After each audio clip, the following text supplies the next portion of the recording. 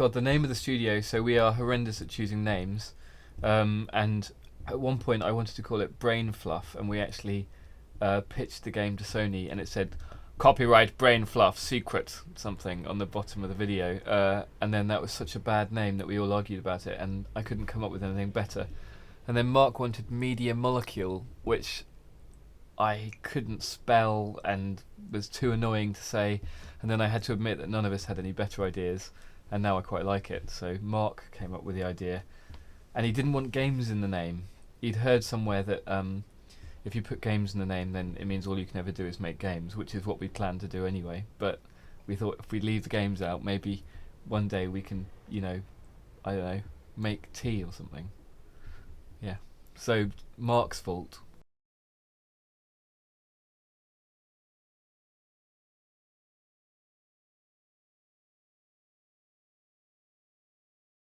Well, there were about 4 or 5 of us when we started, and we all had completely different ideas.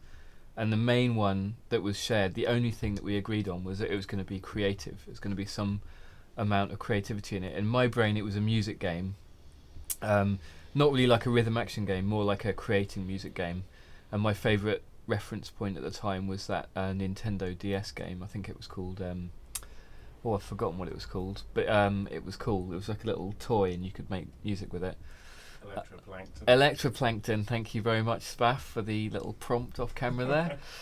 And so that was nothing like what came out. Although amazingly, some users have created some music stuff. So what came out, I suppose, in the end was much bigger than that, which is cool.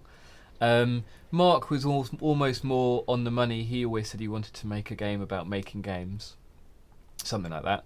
But Dave actually came up with the thing that's closest to what you play, Sackboy running around. He made this little 2D prototype, which I think you can see a shaky cam footage if you look hard enough on the internet, called Yellowhead. He made a prototype, and it was kind of nicking ideas from Ragdoll Kung Fu about little physical character running around and feeling really sort of like you're in control of the animation. And that went all the way through to the acting in the final game. So, yeah, I think Dave and Mark were pretty accurate in what they wanted to make, and I had absolutely no idea. So that's how the game started. Oh, and then we all went to see Howl's Moving Castle, which is a good movie, and I think the art style started appearing in our brains, and Kareem was sketching away. So yeah, early on Kareem was saying, let's do a game which looks like a miniature universe, and that was an idea that stayed through all the way. Like the art style looks like it's mini, and like Bagpuss, if you're English and about 40, you'll remember Bagpuss. So those old children's TV shows. That was a long answer. Sorry.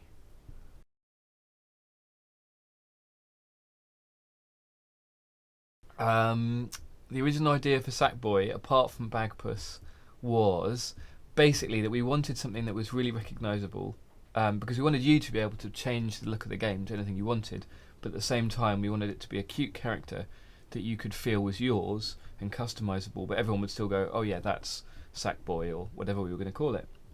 And so we had a face-off between all the different designers, and even one of the coders, Dave, and they were like drawing their own microphone fail. Right, if you can hear me, this means that I am dead. No, okay. Sorry. So yeah, there was a face-off between the designers. You might have to edit that a little bit, but don't leave it all in. Okay, there was a face-off between the designers to design what Sackboy would look like, and the original version didn't have any of the pinched limbs, and then Kareem came up with this amazingly ugly character, but which was the most recognisable of all of them. We were all freaked out by it a little bit. We were like, oh, Kareem, that's quite freaky. But then by combining his idea for pinching the limbs together with Francis' thing, and then with Dave's sketch, which was very violent and definitely not E-rated, it was more M-rated, sort of horrific Sackboy ripping his innards out. They all got munged together, and Francis, who was our incredible original modeler and animator, sort of took all of those disparate ideas and turned them into this Sackboy. And the key thing is, if you look at Sackboy in silhouette, you can still recognise him, and that was the big thing that we wanted to go for. So yeah.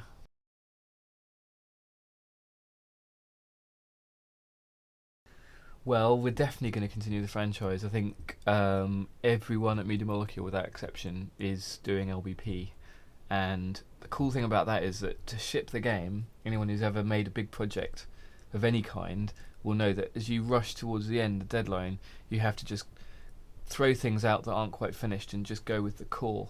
So everyone at Media Molecule's got stuff that they want to see in LittleBigPlanet that they haven't had a chance to ship yet. So we've got tons of juice left, as Kareem would call it. We've got loads of LBP juice left, so we're going to be using that. And I'm sure that Media Molecule will have other stuff to contribute to the world, but for now, it's all about LBP.